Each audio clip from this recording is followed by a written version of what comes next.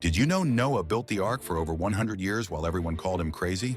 Dear dreamer who feels forgotten, I see you, working in silence while others sleep, building something they can't understand, grinding through another day with nothing to show for it. Noah felt that too, hammer in hand, wood chips in his beard, sweat on his face, year after year, decade after decade. His neighbors laughed, his friends questioned. Even his family wondered if he'd lost his mind. But Noah kept building, because God's timing isn't our timing. Your breakthrough isn't late, it's right on schedule. That business you're starting, that skill you're developing, that dream you're chasing, it's not happening to you, it's happening for you.